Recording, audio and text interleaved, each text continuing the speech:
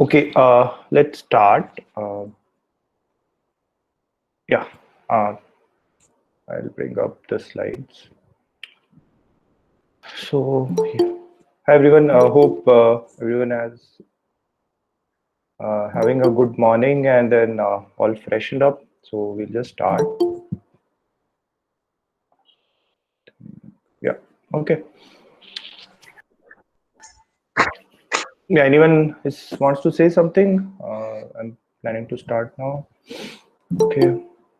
So yeah, today after last 2 days of intense session on the AMCAT aptitude and then the logical, we'll go into some of the engineering subjects, and it's a very uh, important way to also transition into some of the engineering courses because while AMCAT helps you uh, test your employability, which is very important. That is what the industry is looking for, right? How ready you are in terms of reasoning, aptitude, English, communication. But the engineering subjects still are the benchmark, right? They do really form the core pillars, and that's why one of the sections in the AMCAT is around programming, which is what today's topic will touch into about some of the foundational data structures and algorithms. So while people are joining, we'll get started. And I would like to start a day with uh, a small video clip around how to take your basically take charge of your career, take charge of your overall situation, and how to basically discover your strength. So just a couple of minutes video around that. So and then we'll deep dive into the subject. So let me start. Please stop me if anybody is not able to see the screen or not able to hear me. Yeah, please do stop me. So I'll start. Yeah.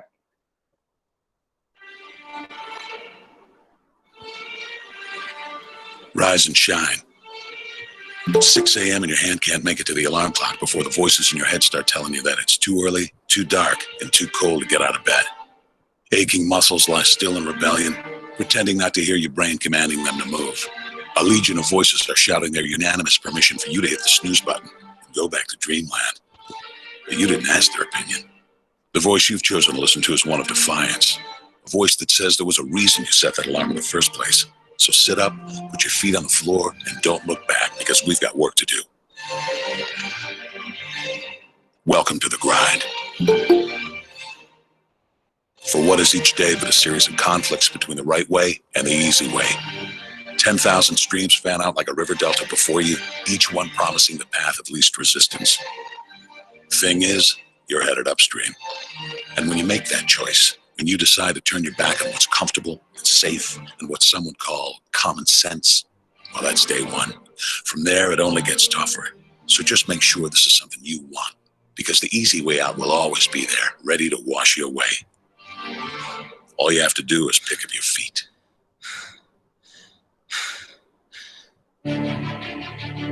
But you aren't going to, are you? With each step comes the decision to take another. You're on your way now, but this is no time to dwell on how far you've come. You're in a fight against an opponent you can't see, but oh, you can feel them on your heels, can't you? Feel them breathing down your neck. You know what that is? That's you. Your fears, your doubts, and insecurities all lined up like a firing squad, ready to shoot you out of the sky. But don't lose heart. While they're not easily defeated, they are far from invincible. Remember, this is the grind, the battle royale between you and your mind, your body, and the devil on your shoulder who's telling you that this is just a game. This is just a waste of time. Your opponents are stronger than you. Drown out the voice of uncertainty with the sound of your own heartbeat. Burn away your self-doubt with a fire lit beneath you. Remember what we're fighting for, and never forget that momentum is a cruel mistress. She can turn on a dime with the smallest mistake. She is ever searching for the weak place in your armor, that one tiny thing you forgot to prepare for. So as long as the devil is hiding the details, the question remains, is that all you got? Are you sure? And when the answer is yes, you've done all you can to prepare yourself for battle, then it's time to go forth and boldly face your enemy, the enemy within. Only now you must take that fight into the open, into hostile territory.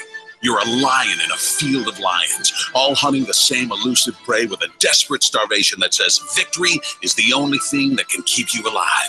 So believe that voice that says you can run a little faster and you can throw a little harder, and that for you, the laws of physics are merely a suggestion.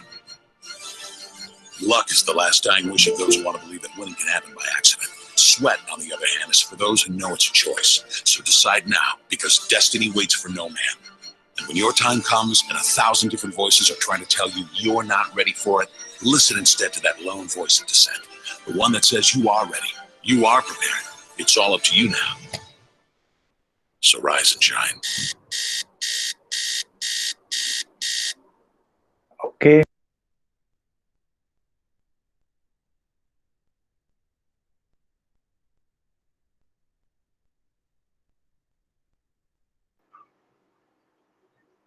Vivek, someone mistakenly muted you. Could you please turn on mic again? Okay. So they muted me. Okay, that's fine. So I hope they heard the last video, but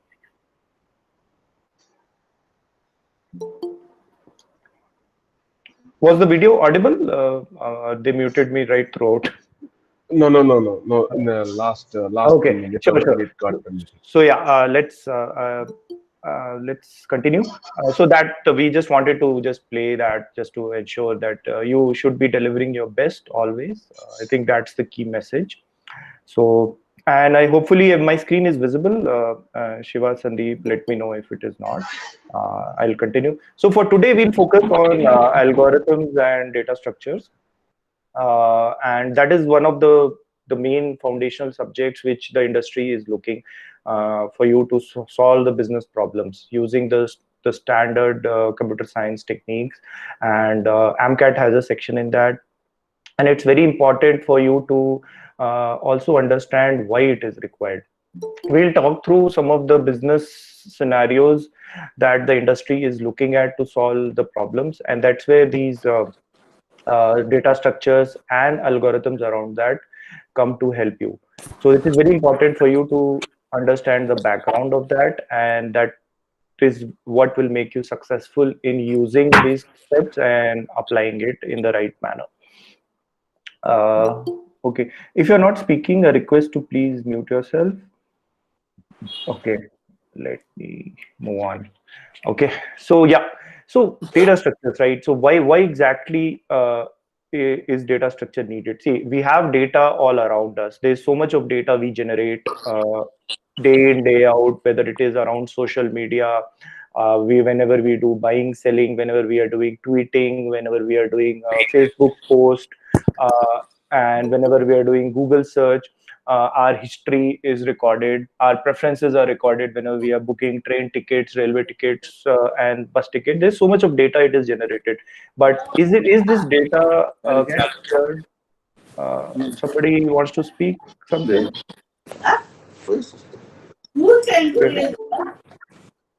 Okay. Please mute if you're not speaking. Okay. So yeah, so data structures is the place or is the tools that help you store the data in the right way.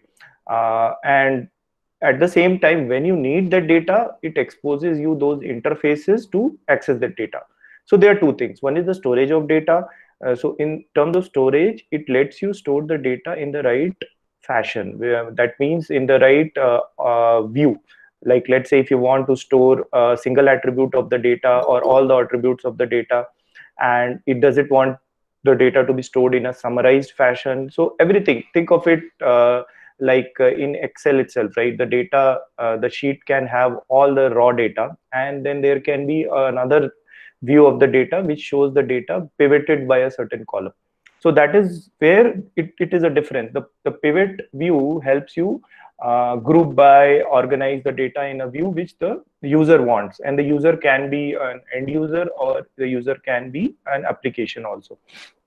And that is why the interfaces are very important. Interfaces helps you access the data for retrieving, then for searching, and even if you want to add, update data. So all of those form a part of the interface.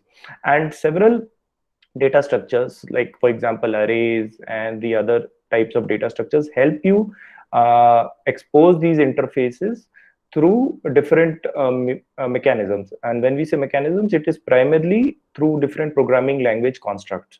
So you could choose any of the programming language. All these data structures are available, and we'll see it shortly. So okay, let's say we have stored the data. Is it enough? No, it's not enough. So we need to use the data. So the primary need of using the data is these are the primary use cases. The first one, first and foremost, which is most widely used, is the search. And the search is like day in and day out. It is done on data for any systems that you use. Let's say you are searching a product in Amazon, which is like a store for millions of products, right? And every time as we trying to search something, something gets added, right? If you're trying to search for, let's say, a router, another router might be getting added from another company. So, but then how does really Amazon or Flipkart or for that matter, any other e-commerce system stores the data? So it stores it in a certain way so that the searches are very faster. The search has to return in milliseconds. And that is why even if the data is growing, so the data is growing day in, day out. Think of it like a Twitter-based system. Your tweets are growing day by day. And leave aside the example of a common person on Twitter. If you take celebrities have huge tweets and there are a huge number of followers. How does that same tweet reach to the followers who are following, let's say, Amitabh Bachchan or Rajkumar or anybody from superstar from South? So that is the way we need to understand that the search should be processed and the data should be presented in milliseconds. And nowadays the hardware is become very much reasonable and affordable, so that is never a limitation. The processor, the memory, those are growing cheaper day by day, and with the advent of the cloud, this has solved the problem. You don't have to maintain your physical machines anymore to process the data. You can do all this heavy duty processing and computation on the cloud. And obviously your data will be hosted through some kind of a application server or a web server for searches. Some of the technologies like Elasticsearch, you might have heard of it, they work on these data structures to expose that interfaces, as we saw in the last slide, to access the data in the fastest possible way. I think the key need of the hour is the speed, and then the way the data is accessed and the particular view of the data. So these are the problems, and we are ranking search as the highest use case because it is used day in, day out. So let's look at how these common problems are addressed. So what your data structure should be? Like, sorry to interrupt. Yeah. Someone, Nagalakshmi, can you turn off the video? What is that? Sorry. I think one of the students has turned on the video. Oh, okay, yeah, okay. Name Nagalakshmi. Okay. But my screen is visible still? Yeah, Vivek, you're on the screen. Okay. Okay, while she responds, let us continue. So the data structure need to have these three important characteristics, and which is very vital for the data structure. Obviously, the first and foremost is the correctness. See, I stored some data. I need to see it in the same way. I stored a product with certain specifications. I need to be able to see that same product, let's say a mobile phone, with the same specification. So correctness of retrieval of data should be there in the interface. Time complexity. If I need to access the data from the large volume of data, I want to access one item, I should be able to do it in the fastest possible way. And that aspect is called time complexity. It should be low on time complexity. It should be not high. And obviously space. When I am bringing a set of data from the storage into the memory, I should be able to process the data while basically if example, I want to see a list of sorted mobile phones by price. I need to be able to bring all the mobile phones from the database into the memory and sort them. So sorting is an algorithm operation, and we need to be able to do it in the smallest possible space. When we say space, the space that a program uses to sort them. And why it is important, if your algorithm uses more space, you will end up taking lot of memory and lot of CPU cycles of the machine on which your program is running, your algorithm program. So that is why these three characteristics makes your algorithm either classified as the best or as not so best, I would say. So that's why these three are the pillars. We'll always talk around these to understand, is our algorithm correct? Is it high on time complexity, or is it high on space complexity? So let's, with these three pillars in mind, let's move ahead and see. So we talked about data structures, right? But we also mentioned quite a bit about interfaces. So interfaces are used by something called algorithms. So think of algorithms like set of commands to do a particular task. What the task could be, outcome. The outcome could be, I am trying to search an item, I am trying to sort items, I am trying to insert an item in a data structure, or I am trying to update or delete an item. So all this is very important characteristic, or the purpose why the data structure is used by a certain algorithm. So that is why we need to understand algorithms are written for achieving a certain objective, and that objective is towards these 5 goals, which is the most widely used goals for algorithms, and that is where the data structures are utilized underneath to for the algorithms to interact. So this is very important to understand. Yeah, obviously, writing algorithms, all of you would have written something at some point. It can be written in any programming language. Obviously, it comprises of certain logic, which uses programming language constructs like while loop, if else loop, iterations. So the constructs remain the same, but then what we do, the way we write the loops, the way we write the search routines, the way we write the functions is what determines our optimal behavior of our algorithm. So that is the very key part of an algorithm. Obviously, you can write it in C using a different type of syntax, in Java in a different type of syntax.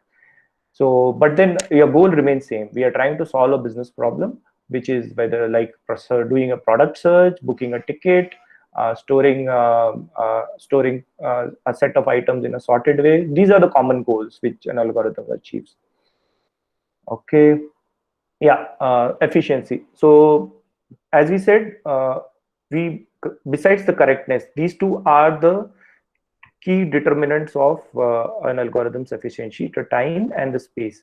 So the time, as we said, is determined by certain mathematical functions. We will look at it in upcoming slide, but that is very important for you to understand why it is important, because the lower your time complexity is, the faster your algorithm will give its output. And that is why we need to understand how we can reduce the time complexity. And most of the programming languages have a tool to measure it. And obviously space complexity, if let's say I'm sorting an array, without using an array number 2, how should I be able to sort the same array in its space? Like I'm already using an array of 10 size, I should be able to sort it using the same array. I should not be copying it into a different array and then matching an element to its next element and so on. And that's what I'll end up wasting more space in that case, and I would that algorithm would not be qualified for a good space complexity. So these two factors both should be having the least impact, basically the high impact, but they should be having the least score. Your time complexity should be less, your space complexity also should be less, and that is what will be a best algorithm. But generally that doesn't happen. Any algorithm which is very good in time complexity might suffer in terms of space, but sometimes your time is more important than space, because nowadays storage and space is comparatively cheaper than memory. So it is very important that you do this right decision when you're trying to make up an algorithm. Okay, so obviously we have to work around some mathematical functions. This is what it is. These are called asymptotic notations, and they have their roots in deep into the statistics and probability, and it gets applied here. These are the three notations: theta, big O, and omega. And these three help you determine and associate a factor around the efficiency of your algorithm for both time and space. So what exactly are these? So when we say big O, and that is the most widely used, that's why we are talking about that first. Big O, like it's just a capital O when you write it.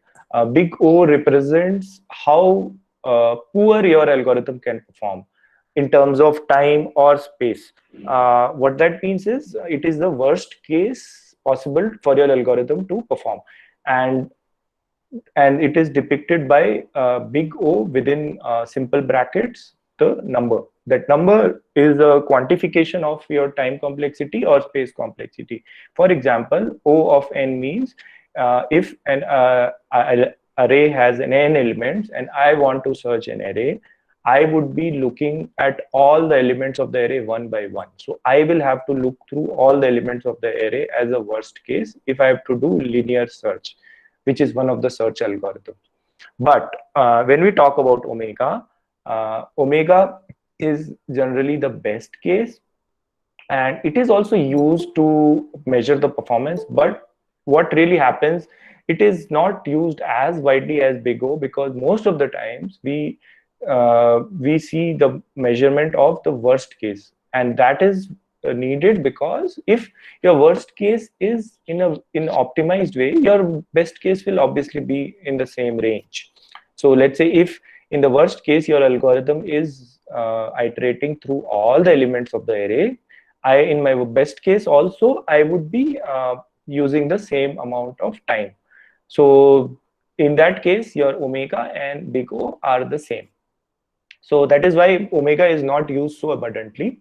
But what about theta? So theta is a measure of an average performance. Like out of 5 times, if I try to search an element in an array, most of the times, or 3 out of 5 times, or 4 out of 5 times, I ended up having an theta of n performance. So theta of n is like a mid-range performance or an average performance compared to the best case, which is on the left, and the worst case, which is on the right.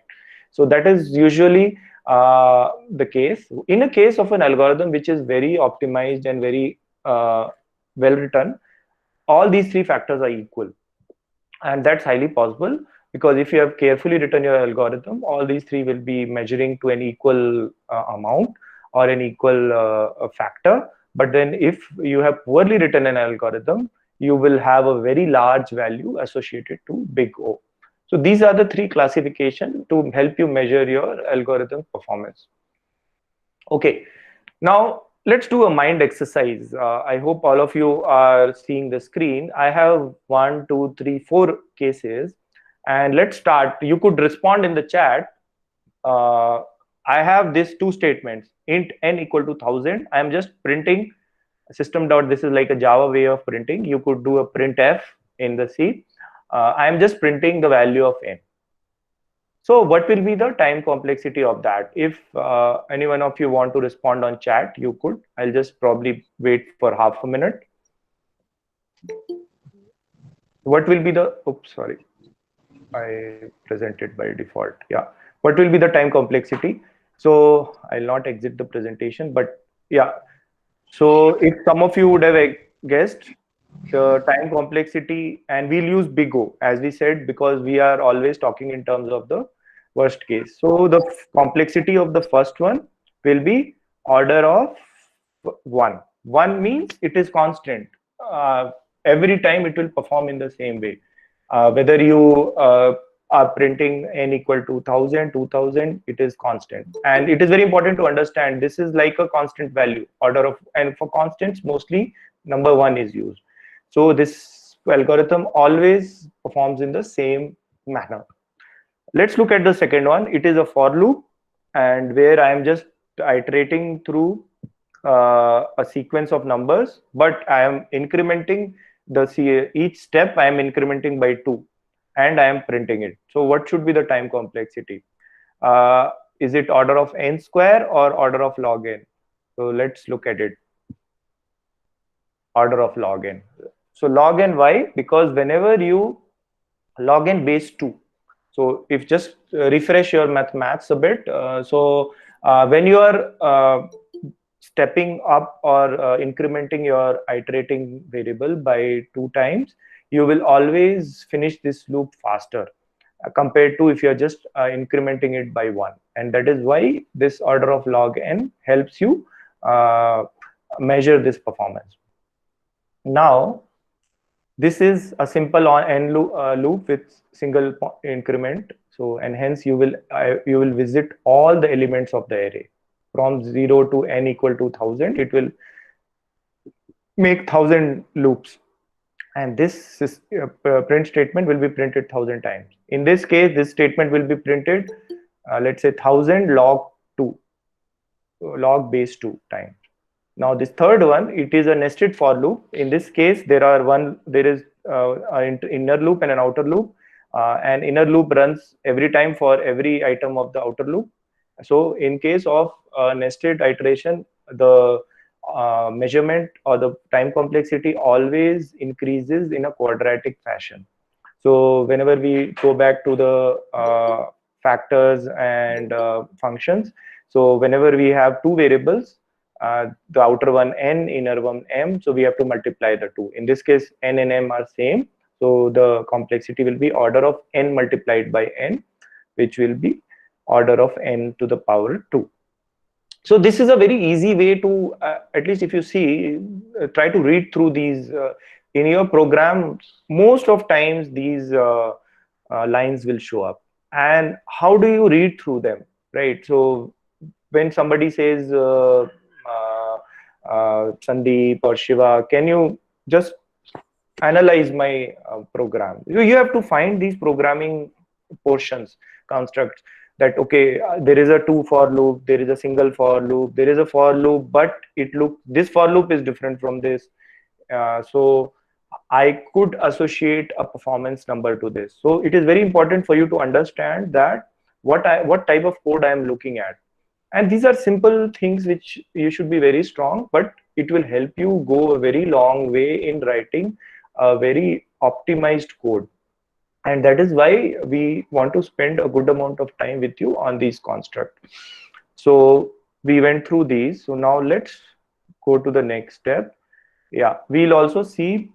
Yeah, so if you see, one thing with algorithms is when you measure the performance, you always take the higher order terms and you leave the lower order terms and you take the higher order terms. For example, in this 2n to the power 2, okay, this is 2n to the power 2 plus 5n. So that means this algorithm is a function, it's an equation where there are 3 terms and 2n square is the highest term. So our complexity will be order of n square.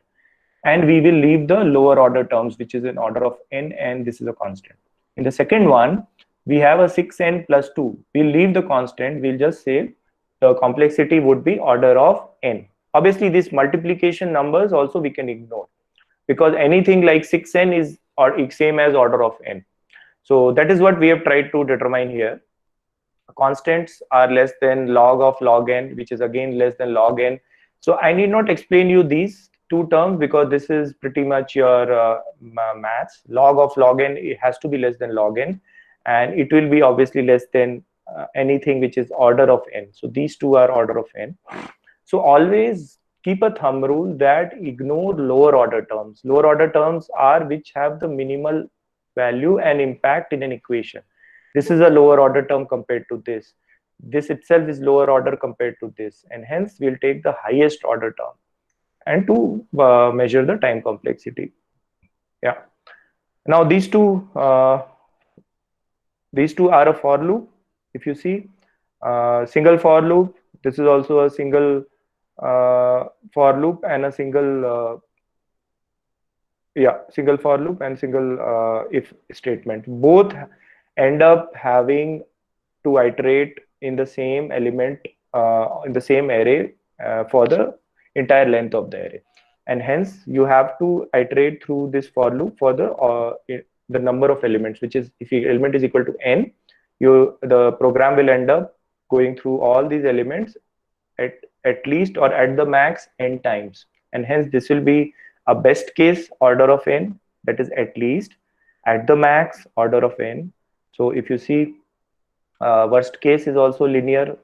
Why you say linear? Linear means uh, anything which has a single variable without any power. So n, not n square. N is linear. You would have studied linear regression and logical regression. In linear, there is only one variable, order of n. When it we say n square, that becomes quadratic. N cube is trinomial, and then there are polynomials. So n is linear. So in both these cases, your worst case is linear, your average case is linear, but your best case can be a constant here. Constant means if you have just one element in the array, then you will end up iterating only one time in this for loop. So this at least helps you understand three things: my worst case, my best case, my average case. And always take the leading higher order terms and ignore lower order terms, and try to look through what your programming portion or construct is doing. What is my for loop doing here? What is my if statement doing here? Is there any looping? Is there any decision variable here? So these are the important things for you to notice.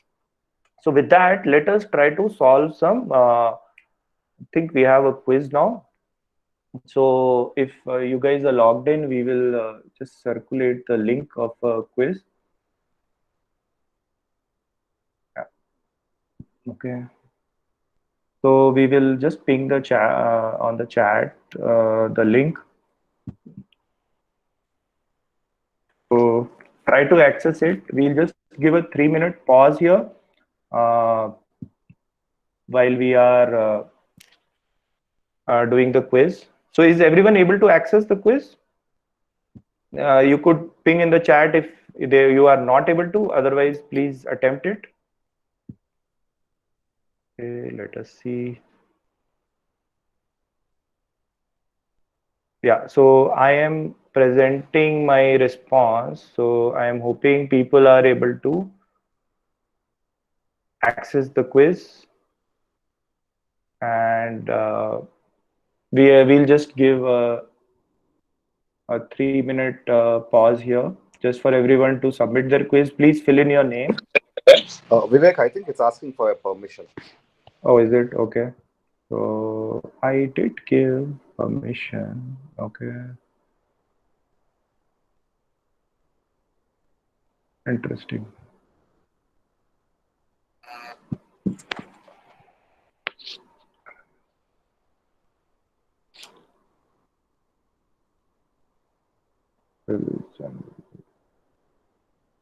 Okay. Restrict. Yeah. Okay. Let us, you try now. Please refresh your page. Just a 10-12 question quiz. Multiple choice only. Is it able to? No? I believe yes. We got a response from Sharon. Okay. Responses.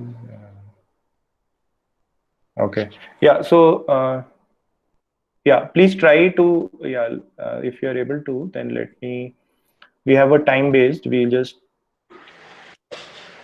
Yes, so I think students are able to access it now. Okay, so we are just doing a 3-minute pause here. So please attempt your quiz.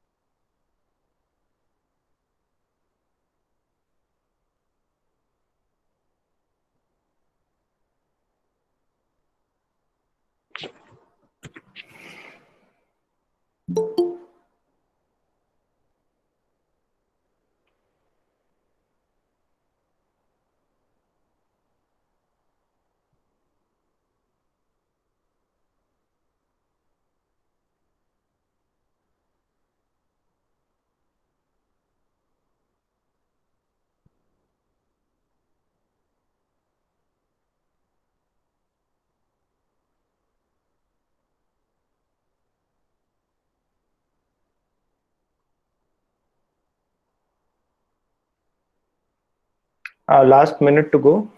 Please submit your responses. Don't forget to fill your name as a mandatory field.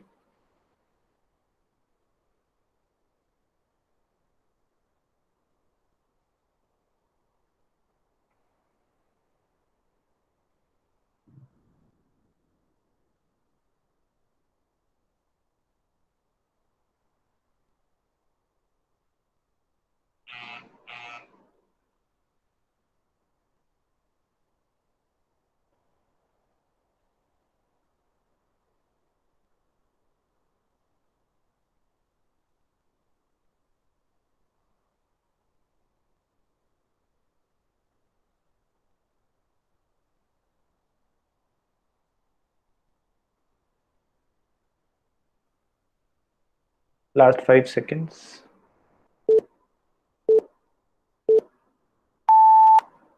Okay, we are out of time. So I'll just flash the answers. These are the answers we will be doing, sending the results also across. Let us see how many responded. Okay, so yeah, we have a response. Okay, so okay. We'll be sending the evaluations. I see only 14 have responded, but that's fine. We'll move on. And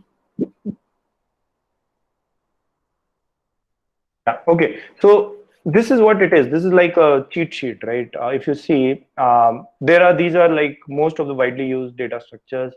And this is like a vertical map. Vertically, we have represented the average, worst, and best case time. I think the last one is the best.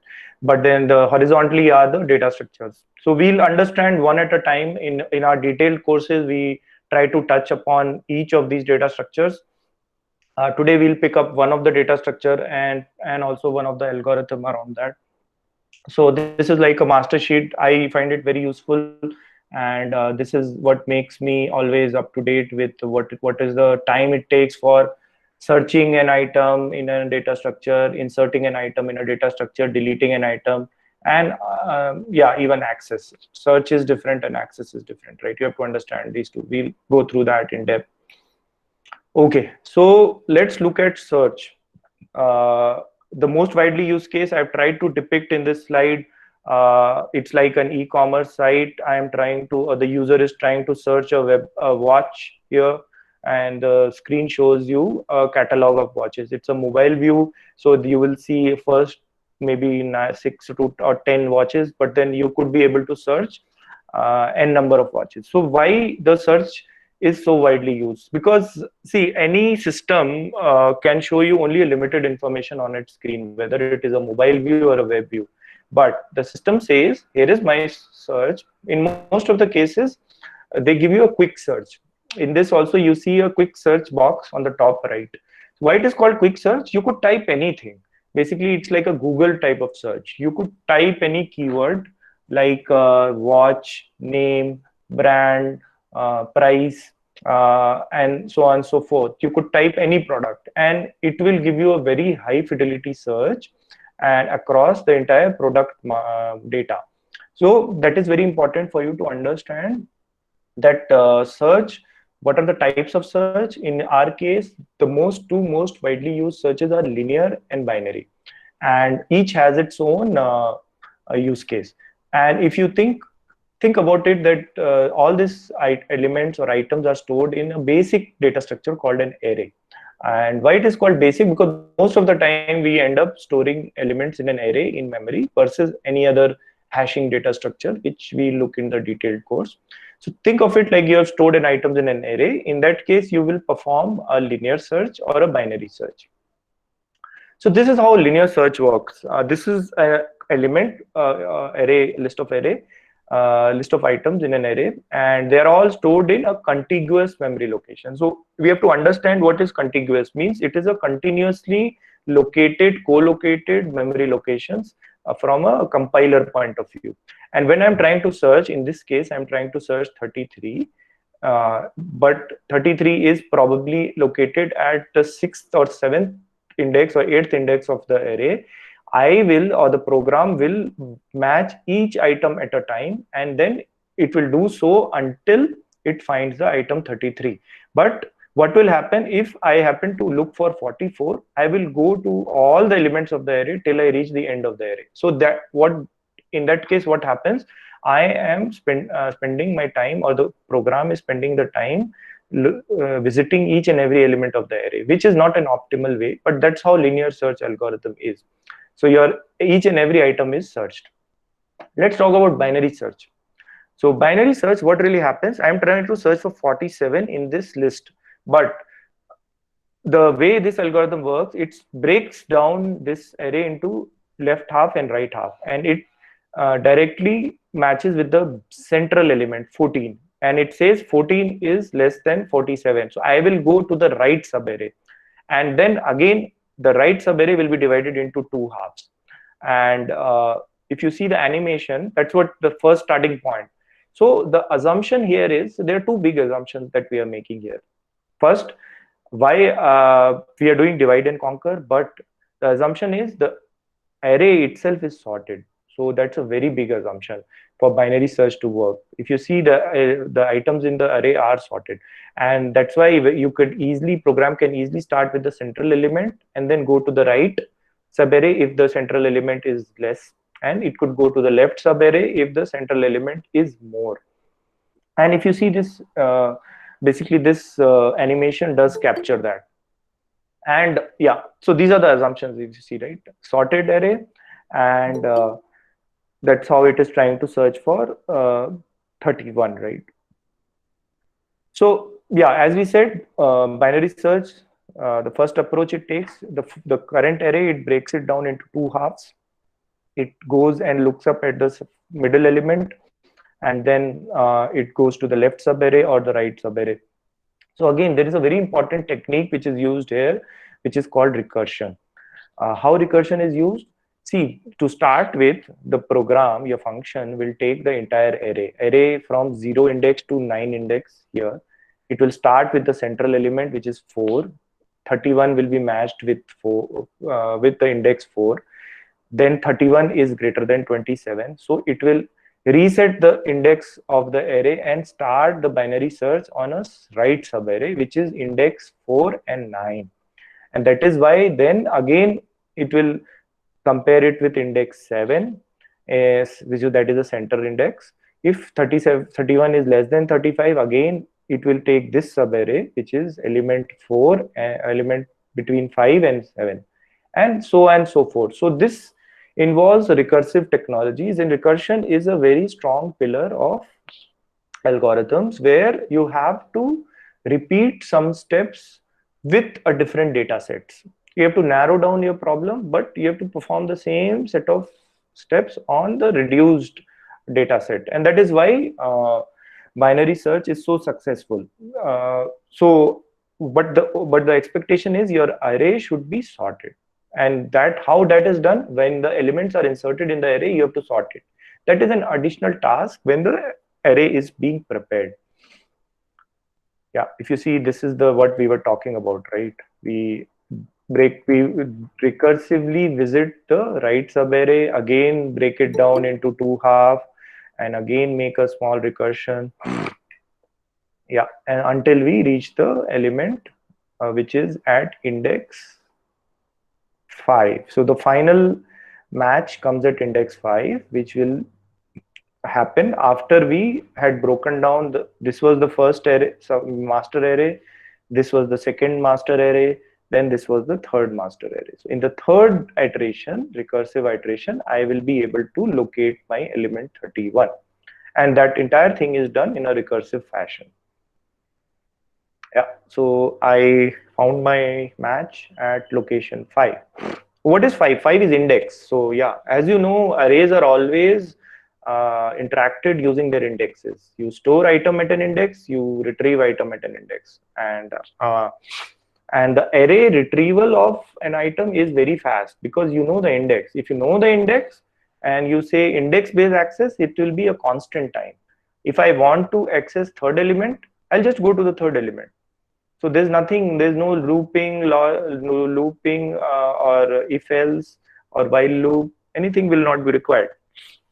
So that's how binary search is. Okay. So this will be interesting.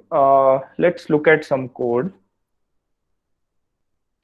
Okay. I hope everyone can still see me. I've tried to open the code. I've tried to be in the maximum, what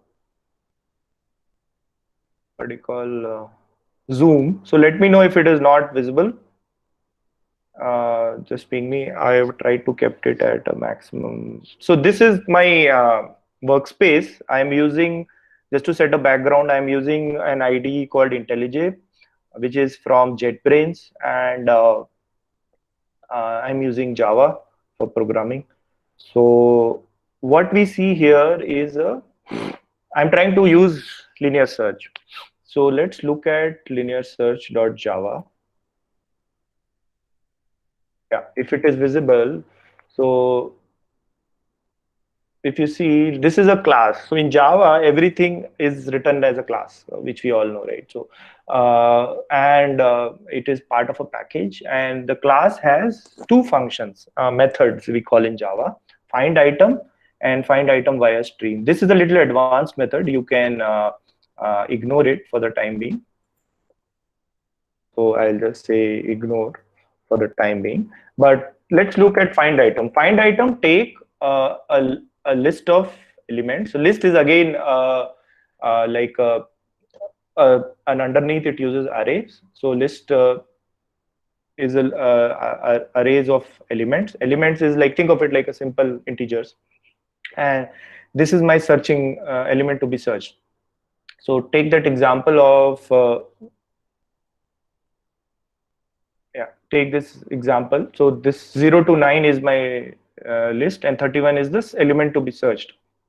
And basically what it does, this is a for loop in Java 8, which basically iterate through all the elements of the loop, and only when it matches the searching item, then it returns. Now what we were looking at, we are looking at a test case where I'm trying to test my algorithm. So in Java, you could write test case.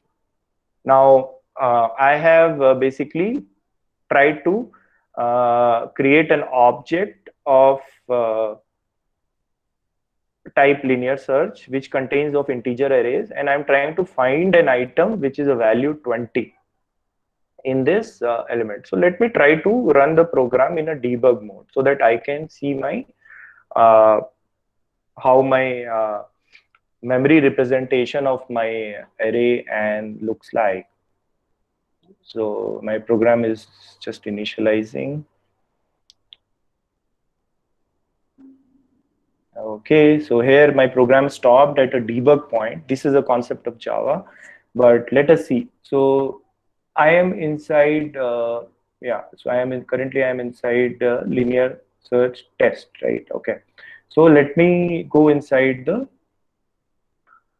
linear search class itself. Now I am inside the linear search class. I've stopped here. So my element is an array of size 25. So these are the 25 elements which are randomly generated. So we'll see how they are generated, but these are the integers which are stored, and I am trying to search for an item 20. Now 20 is the second element, and linear search will try to search this inside this array. So let us try to. So 20 is matched with 10. Obviously, it will not match. Then it will go to the next element, and the next element is 20 itself. So 20 matches with 20, and in this case, this if condition would match, and it will return. And basically, we are loop should exit from there. So yeah, return item. So once you return, yeah, if you see our found variable, decide later. Oops, sorry. Yeah, okay. So our found variable records this element, and we are asserting that we have found 20. So that is how this. Yeah. So that is how. Yeah, this one. Sorry. That is how we complete this logic. Slide later. Okay. So what would happen now? We will assert and then we will complete the program. Yeah. So this is how this integer search happens. Now let's try to search by strings. I hope everyone can still see my class, my code. If there's any issue, okay, cool. So people are able to see. Now let me show you the code for searching a string. Okay, just one thing I didn't show you in this both the test class. I am doing a setup. So basically, I am initializing the initial array with a string, or in this case, I was doing it for an integer array. And this is like a technique in Java 8 to fill up elements of an array. Now, this is the elements of an array. In Java, before any test case, you could run a before setup method so that it runs automatically. Now, let us try to run this where I am trying to search Mary in this array. So I am just trying to debug and run.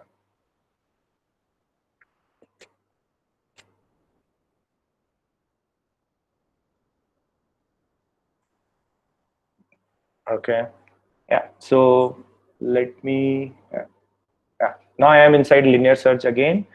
I have 5 elements in the array. One is hello, Mary, how are you? I'm trying to search for Mary. So mostly I'll get it at the index 2. So let us try to. First one did not match. The second one, yeah, second one Mary matched with Mary. So it should come out. Yeah, ideally it will come out. Yeah, so I found Mary. So found element is equal to Mary. And then my assertion. Oops, sorry. My IntelliJ is, yeah, once my assertion is, then I will be able to come out. So that's how this string search happened. Any questions? Like, please stop me if I'm going fast. This was the linear search. I'm also trying to keep track of the time also. So let's quickly look at the binary search before we move on to the next topic. Okay. So binary search, right? Yeah.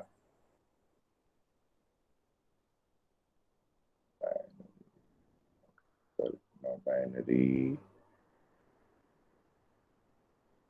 simple.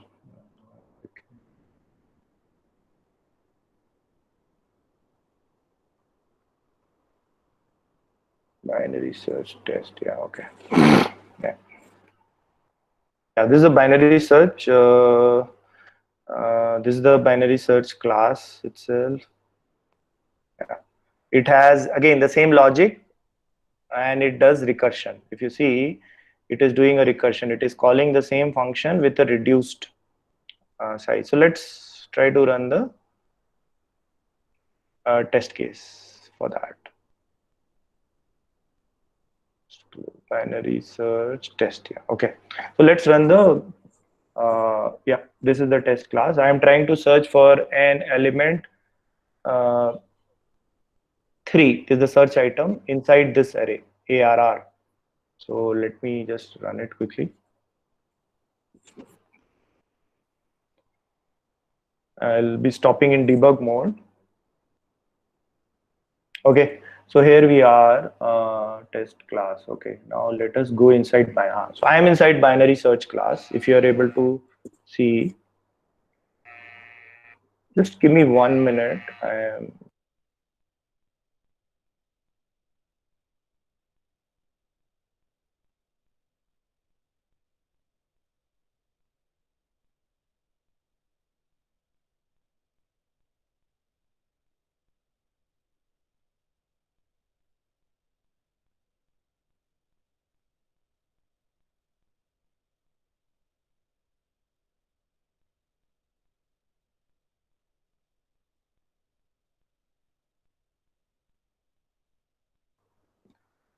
Sorry guys, just got a call. So yeah, as we saw binary search, yeah. So we are inside binary search class. We are trying to look up an item by index.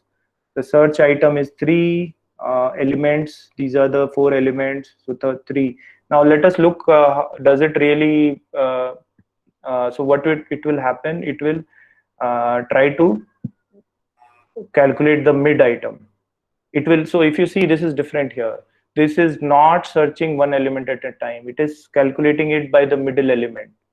So middle element is 4, index 2. So it will search it by index 2. Elements mid is equal to 4. 4 is matched with 3, and it will go to the left subarray. So this is the step it is doing. And yeah, so it says it is not equal. But if mid is greater, then it will go to the left subarray. And that's where this logic will, yeah, so it matches. If 4 is greater than 3, it will go into the again a recursive loop. So that's how it will happen. So now again it will go, yeah, so now again it went to left and right. Yeah, if you see, it reduced the elements into a smaller set, right? So that's how it will be, and then so on, and until the point it will basically find an element. Now mid will be again calculated. Mid is 2, element mid is 2, which matches with, which still does not match with 3, so it is less. So now again it will go to the right subarray. Yeah, now you have lesser number of elements, and then again it will take again mid is equal to 1, and mid equal to 1 will match. So this time it will surely return.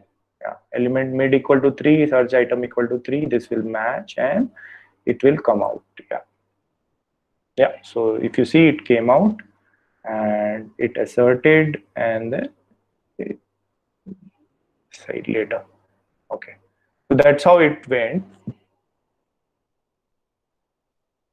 Okay, so let's go back to the slides.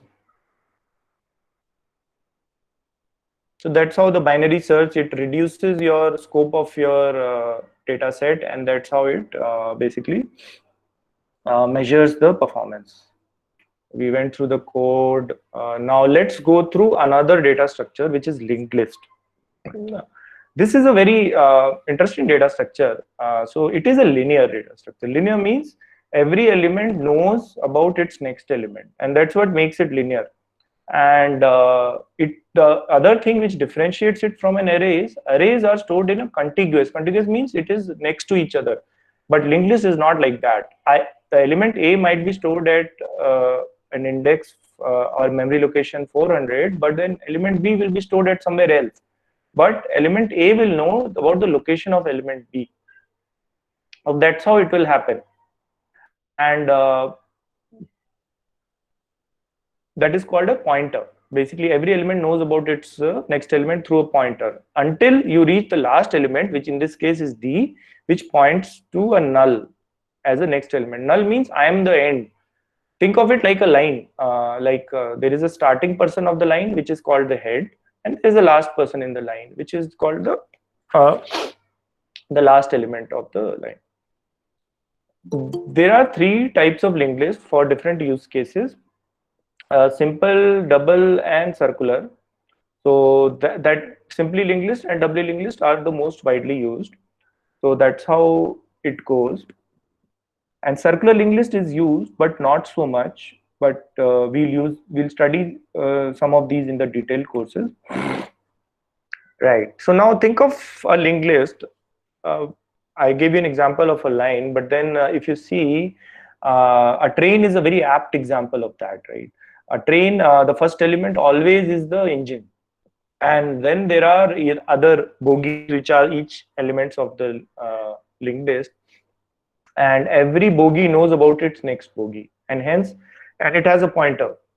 Bogie number 1 knows about 3 as its next, 3 knows it's about 4, and let's say if I have to insert 2 at the location 2, then I have to come to number 1, and I cannot jump to number 1. I have to visit number 1 from the head, which is the engine.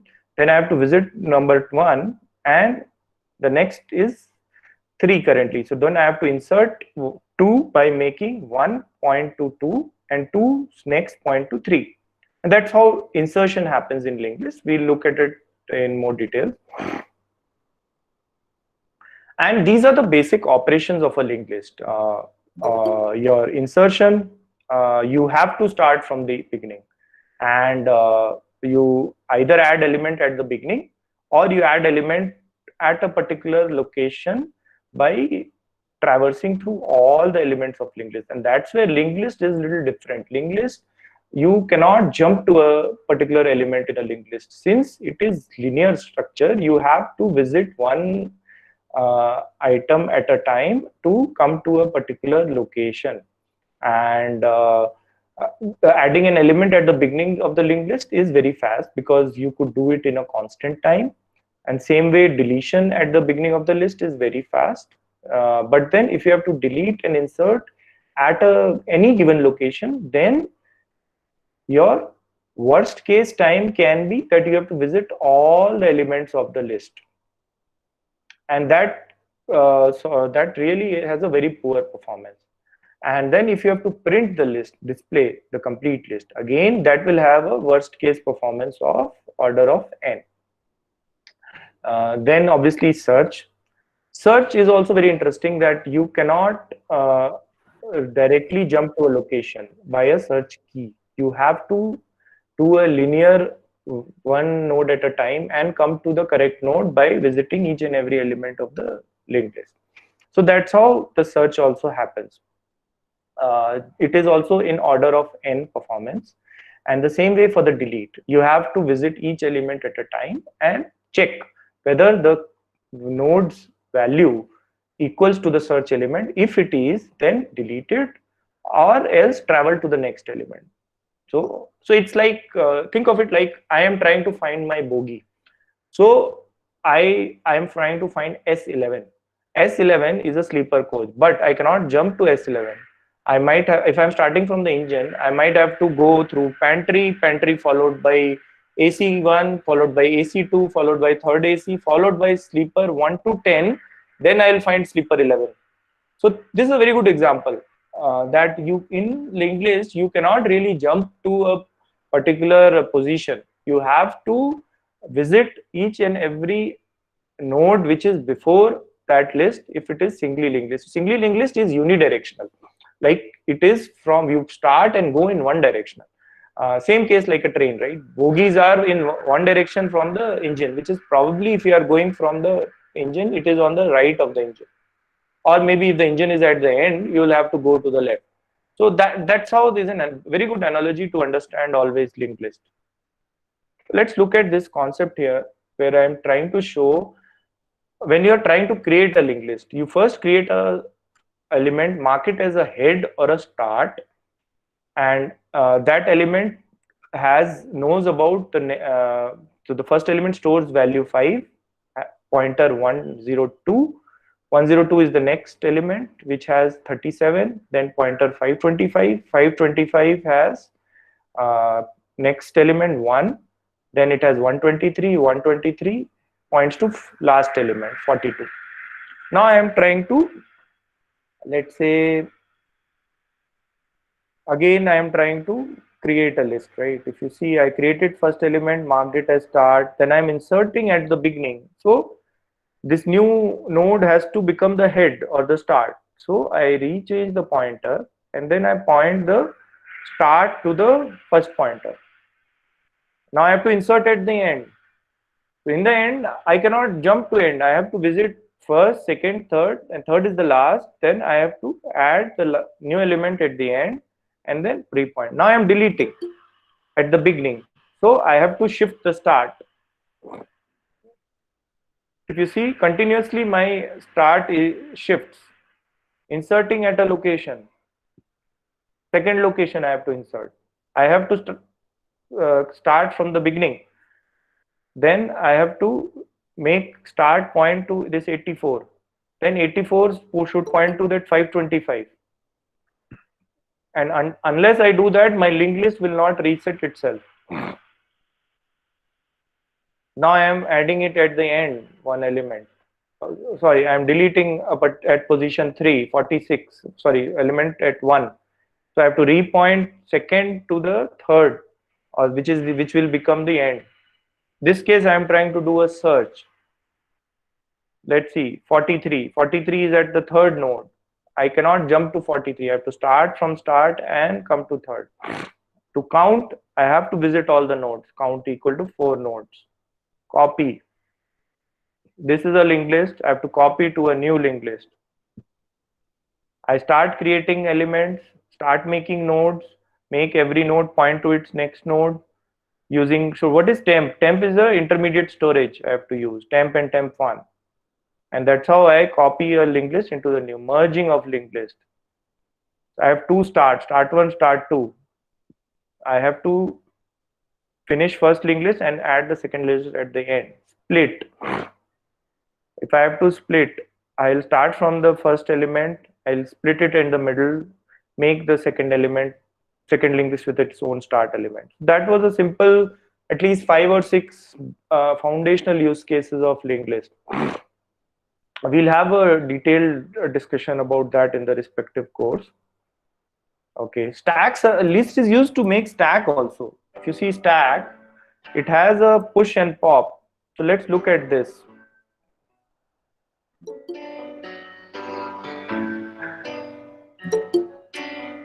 I'm trying to push.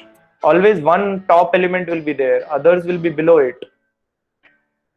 Stack follows last in, first out.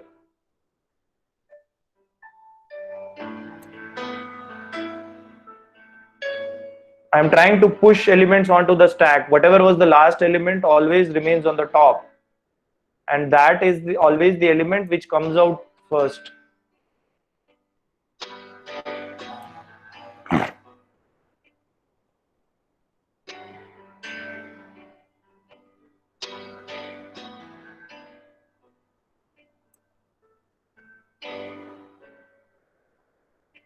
I'm trying to pop order of one operation because hard top is known to me.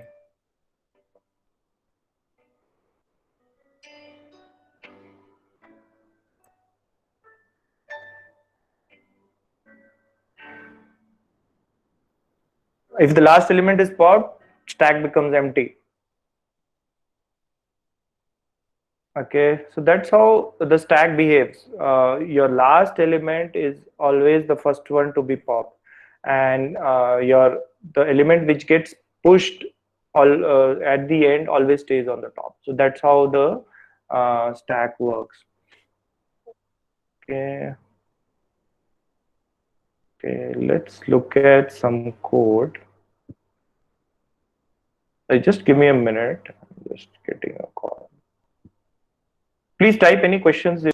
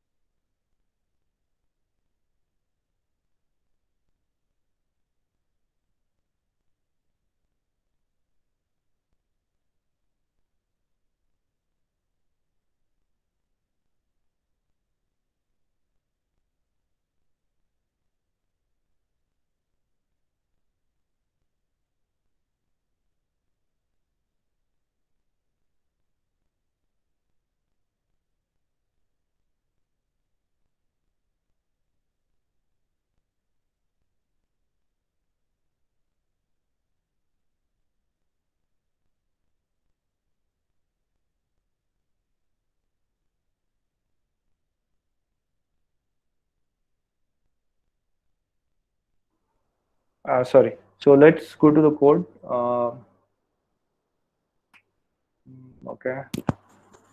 So let's look at yeah, I think linked list, right? Yeah. Okay. So linked list. Yeah. Okay. So linked list, right? Let's look at a linked list class. Linked list, data structures, binary tree, graph. Data structure, linked list. Yeah, linked list test. Yeah. Okay. Yeah. Okay. This is my class, linked list class. Control. Yeah. If you can see. This is the basic structure of a class, right? You have a node which is a Java class. It has its data and a next element. So that is how linked list does. And then obviously these are the important operations of a linked list: printing a linked list, deleting a value, adding at the back, getting the first, and getting the last. So now let's see a test. Now yeah, I am trying to add an element at the front of the list, right? So yeah, let me, yeah, and I am trying to print. So let us try to run this class and see.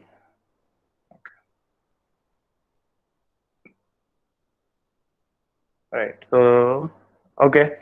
So linked list before insertion, it is empty. My head is null. Any questions? Okay. Anyone? Yep. Yeah, Vivek. There's a question from Charan Reddy. Oh, okay. Yeah, go ahead. Oh, good morning. Do you have a concept of IFS? Oh, okay. We can send you across. See, linked list essentially in Python, you have those. You can put classes in Python also, where basically you need a structure. So think of it like C has struct class, right? There will be a similar concept in Python to create a, a logical grouping of two things. One is the value of a node, and then one is the next pointer. The moment we come up with a class or a variable in Python, which will go through the same process. So the process remains same. So what happens in case of Python also, there will be a concept which can keep these two values, data and the next. The same way, the Python will also combine these two and make a class or something like a C struct. In the C language, there used to be a struct, which is not a class, but it is like a composition of two values. The moment we do that, we are able to construct a linked list. But to construct a linked list, we have to keep adding, right, to the front. And let's say in the Python also, we have to do these operations. So these operations have to be written in the linked list. So let us see linked list before insertion. So we printed. Now, okay, I think this is printed at front. Yeah, I am here. Yeah, so let me, yeah. So in the Python also, you have to start your linked list with a empty linked list. You have to implement these operations. How do you add to the front? And the moment you implement that, so yeah, I think what it is doing, you have to create a new element of that. And since this is the first element, your head is null. You create the linked list node element. Basically, this is new node, and in case of this linked list, your head is null. So this new element will become the first element of the linked list, and this new node next will be null because you don't have a next element of this linked list. And then you return. Once you return, so let me remove that add front. Yeah, okay, add front is fine. So now I want to, yeah. Okay, I don't want to, okay, right. So now if you see, I am at the end. I have inserted all the elements, and before insertion, after insertion. So I have inserted 1, 2, 3. So 3 is I am doing at front. So at front means the last element got added, became the start element. And that's how when we print the list, it becomes prints in the reverse order, in the order of reverse order of insertion, because it has unknowingly it has implemented a stack, because the last element inserted became the first element, the starting element. Now let us look at the linked list in the memory. So in the memory, you have the linked list, the head. Head has its value 3 and a next pointer. I hope the screen is visible. The next pointer points to another node, which is the value 2, and one more next pointer. That next points to the element 1, the node 1, but the next is null. Null means this is the last. So in case of linked list, your start pointer is here, starts next is 2, 2's next is 1, 1 next is null. So in case of Python also, we can come up with a similar way how we create and manage. So we are trying to manage two things: creation of linked list. So in case of Python, there will be a slightly different way to create, and we are trying to add and create a linked list by adding at the start. The same procedure we can do it in the Python. So that, and Python is also actually object oriented. A lot of this can be written in a same class fashion in the Python. So yeah, so that's how it is. Let us look at the next example. So I'll just complete this example. Yeah, so basically before insertion, after insertion, these. Then let us look at the get first element of the linked list. In this case, yeah, the get first element will be, let us see what we are trying to add. We are trying to add a single element only at the front of the linked list. So we'll have a single element only. So let us see this. Yeah. So linked list, currently it is empty. And once you print it, basically you're trying to add to the front, right? So there'll be only one element. Now there is one element which got inserted, value 1, and next value null. Now we are trying to say get me the first element. Now if I say get first, yeah, correct. So I came here. Now let us look at, so in IntelliJ, what you can do, you can, yeah, get first. You can evaluate an expression. So get first is a result 1, because first element is 1, right? And then we can also say get last. Get last is also 1. And then we can also try to print. Print basically it will not evaluate because it will just print. So that's a big function in itself. So in this case, first element is the same single element which got inserted. Let's see the size. Okay, so let's try to run the size of the linked list. So we are trying to insert some elements. Now we are trying to use add back. Add back means you are trying to add it at the end of the list, and that's how it will be. So let us see this. Yeah. Okay, we try to create a list, but it's before insertion, and we have stopped here. So let us try to do linked list dot size. Size is 0, right? So now we try to add back. Yeah, oops, sorry. I think my IntelliJ is very later. Okay. So we try to add at the back. So let us jump here. So one element got inserted, and let us now try to see the size of the list. So size is 1, right? So then what, anything else got printed? No, nothing. Then again, yeah, we are trying to insert some more element. Test failed. Okay, yeah, see, the test failed because we expected 2, but the size was 1. Oh, what really happened? Yeah, after insert, so let us stop here. We'll just rerun this and see how we are trying to match the size, the actual size and the current size.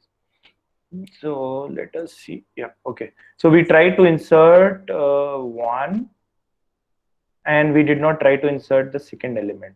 So, and then we are saying uh, expected 2 and size is 1. So it will fail. Let us do one thing. So this will, if I try to resume the program, it will fail. How to make it pass? We add a second element in the list and then try to rerun the program. Now we have 2 elements in the list. If we run it now, it should basically pass. So let's try to, it's trying to run initialize. Let us see. Okay, it stopped here. Now if I say try to see the string list size is 2, so it should pass now. Now if I run, the test case passes. After inserting 2, everything is green. So this is how the size works. Now let us go back.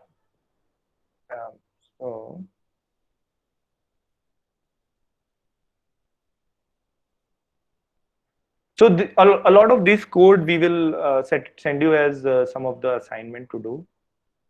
Let's look at a quiz. So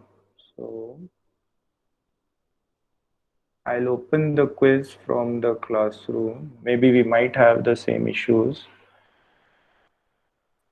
Yeah. Vivek, I think there's a question from Harish. Oh, okay. Sure. Harish, okay. Issue.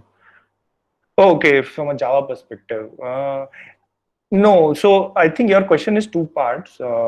Instance variables, we did try to use, if you are talking about linked list itself, in the linked list, we have, so this is an outer class, this is an inner class. We have an instance variable node, but then if you see, we haven't initialized it. Whatever we are doing, we are adding it, and in the test case, we are just adding it to the front, and all of them are local method scope. And in the method scope, we use it, and then the moment the program completes, these are dereferenced and they are garbage collected. So it is all depends the way you write it. So if you have to create instance variables, you should not create static variables. So that's the idea. We will be going in deep about it in the core Java session. But then instance variables, it's not a correct statement to say instance variables do create an issue with garbage collection, because garbage collection works on two principles. One is your everything what you create, you should dereference. If you are dereferencing it in the programming scope, it will be garbage collected by the CMS, which is the concurrent mark and sweep, or the parallel GC. So both of the routines will garbage collect it. So that should not be an issue. But if you don't do it properly, yes, it can create an issue. So programming language gives you the right patterns to use it, but if you don't use them in the right way, then it does create an issue. So yeah, your question is right in that way, but if it is not used carefully, it ends up creating a lot of issues. So let's look at the quiz. So this is the linked list quiz. I think there'll be a, one second, there will be a access issue probably. So please try to see if you have access issues. I'm trying to just,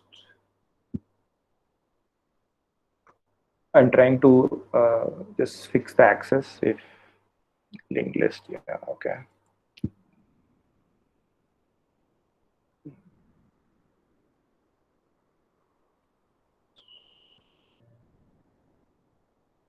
Yeah. So please try to see if you have access and try to share your responses.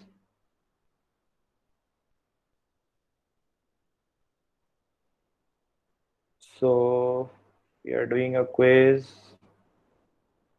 and it's a 3-minute spot quiz. So just a timer here, time check.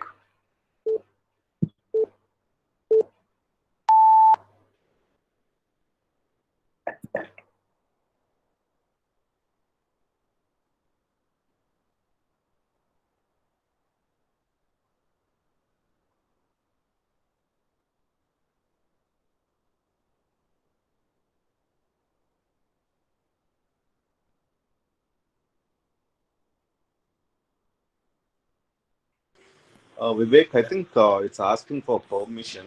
Should So is it? I gave the permission.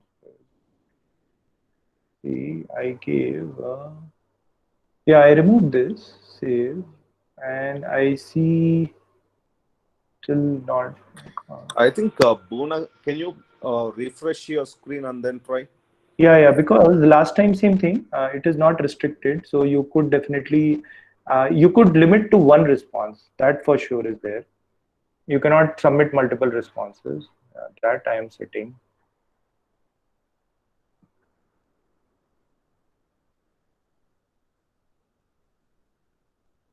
Yeah, I think she's able to access it now.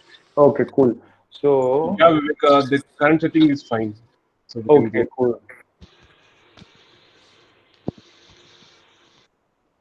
So you can extend the time, right? Yeah, correct. Well, fine. Let us take 3 minutes. That's not a problem. We're starting from three only now.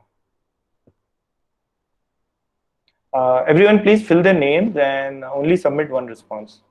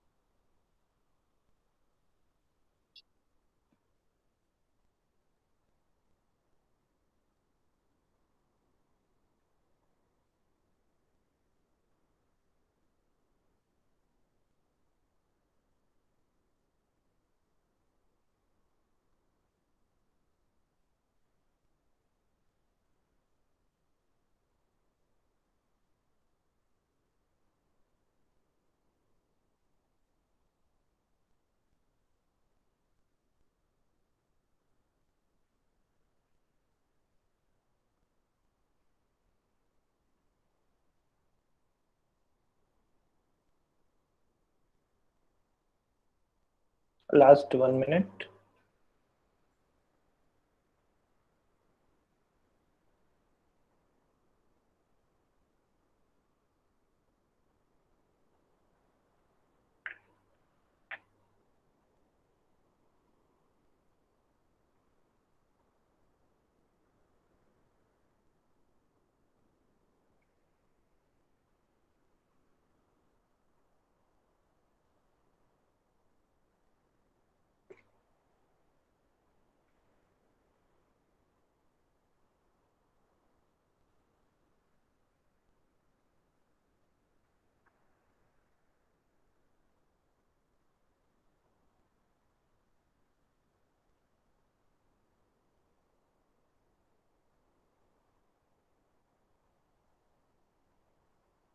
Five seconds to go.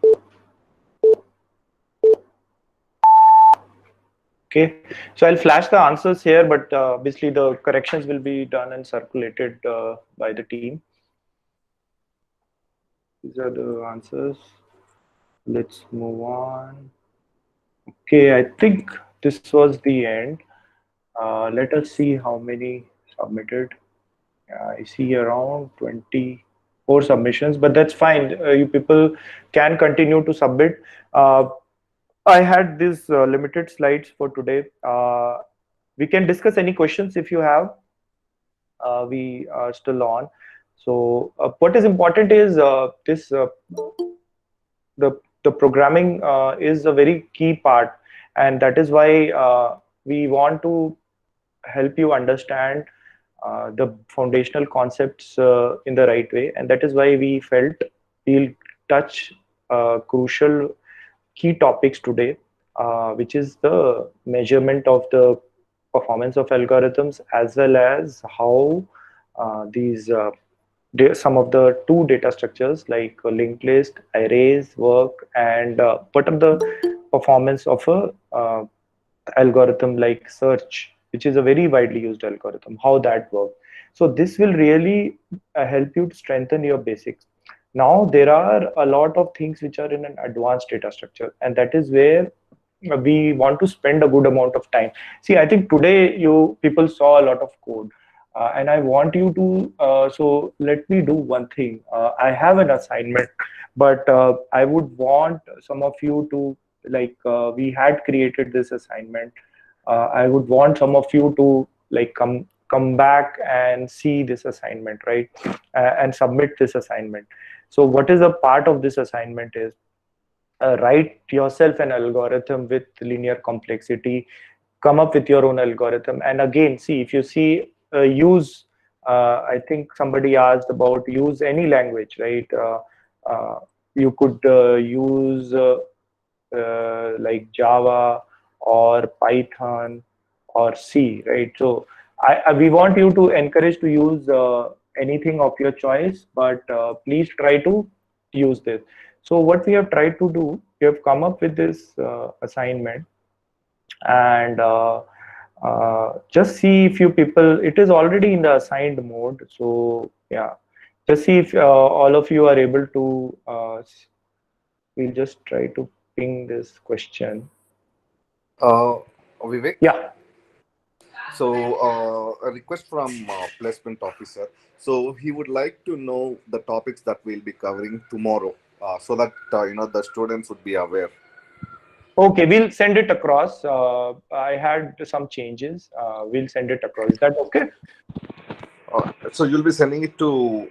Yeah, it will be under core Java only. So mostly we will focus about like the background of Java, then object-oriented concepts in Java. Then we will go through some of the programming constructs in Java. Then we'll also touch base on modeling the right access modifiers in Java. Additionally, some of the basic data structures in Java, data types rather, not data structures, data types in Java. How do we plan to use any of these things? So that will be a good session on core Java. We will also try to touch base on some of the monitoring aspects in Java, how we monitor programs, how we use Java Mission Control, which is provided by the Oracle. So we'll try to use a lot of that. Java memory model will touch base. So a lot of that will be used. And under object-oriented concept, we'll touch base on several things like inheritance, abstraction, composition, and association, polymorphism. All these concepts we will try to touch base using a good amount of programming, in-depth knowledge. That is what our key focus will be. And you will see a lot of practical approach around that, Naresh and the students. Yeah, got it. Thank you. So I have pinged the classroom link of the assignment on the chat. Please try to see if you are able to access any students, because we would really like you to, or I'll type the problem here, but if you could share the assignment through Classroom, that will be really good. So we will rather encourage to submit assignments through our Classroom platform, and any languages. Yeah, Vivek, can you once go through the Classroom and show them where the materials and everything is? Just Okay. about So let's say classes, right? Let's say when I log in. Yeah. Okay, 1 second. I have not shared. 1 second. Let's say as a student, when you log in, right, you will see these two courses, right? Let's say AMCAT and Bootcamp. So you should, or if you're not seeing, that means you have to join. So there was an instruction shared. Most of you have got invites. Maybe you haven't accepted. There is a class code which was circulated. You have to type the class code here and click join. Once you join, this class will start showing up. Then you go inside your classroom. Then you, in the classwork, you will see all these sections. Go to data structures. Then there is a assignment here. That assignment is basically submitted to so many students, 77 students, right? And the question tab has the details of an assignment.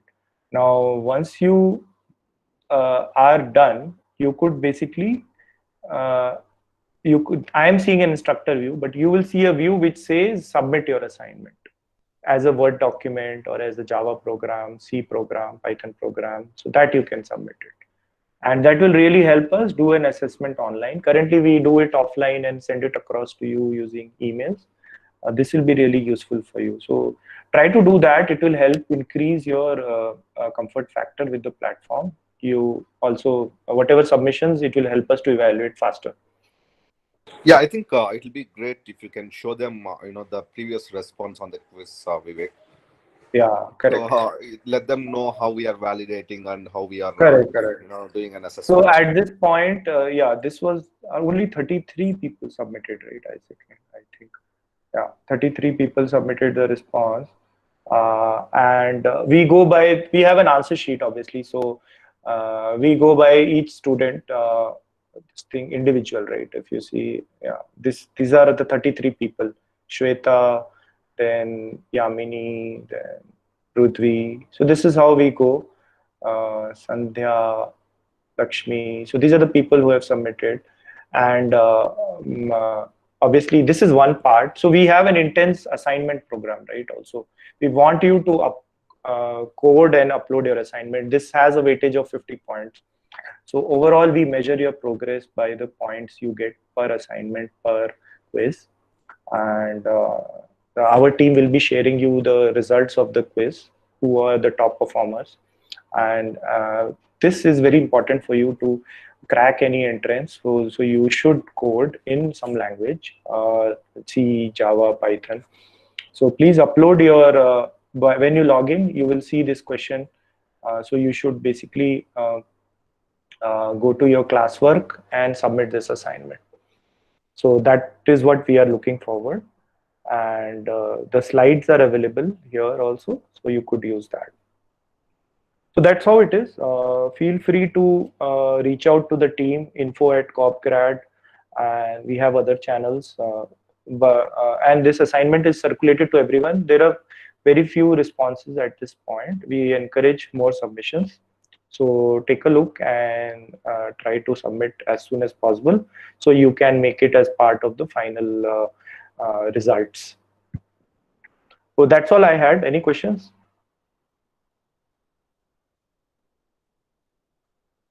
Yeah, I have. So again, I think Sushrita is asking, can I have class code? See, it is, again, I would recommend that's an assignment for you. So I would rather not show you the class code, but encourage you to write this in a certain language. That will make you learn better. What really happens, that is the way the code is written is from my perspective. And if you are good in C, I want a code to come out in C. So I would rather encourage you. And again, it goes back to the first video we saw in the start, right? Find your greatest skills, right? Don't really take the easy way, take the right way. So there's always, this is a daily challenge that we have, right? Should we take it easy or take it in the right way? So take it in the right way, try to solve the problem. And obviously the solutions are available, but then try to solve the problem. Try to run it in your machine, I would say, in a C compiler or a Java compiler. For C, you could use Turbo C or anything. For Python, I think IntelliJ can be used. IntelliJ or PyCharm can be used. So I'll just say for C, you could use Turbo C. And for Python, you could use PyCharm. And for Java, we showed IntelliJ, right? So PyCharm or IntelliJ itself, right? So you could, yeah. And then for Java, obviously, I recommend IntelliJ or Eclipse. So that's how we do. Sandeep SS?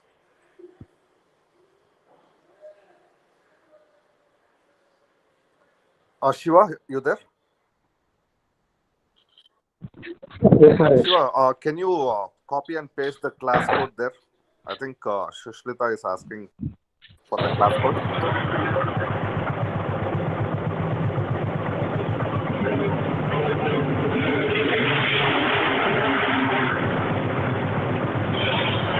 Done that.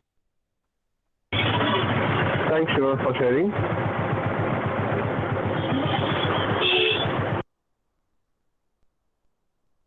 Sure. I think that's all I had. We can definitely like reach out. We'll be circulating the results. Our team will circulate the results, and we'll continue in the next class tomorrow. Anything, leave us a note. We'll be more than happy to reach out to you. Thank you, everyone. Thank you, Vivek. Thanks. Thank you. Bye. Bye bye. Thank you.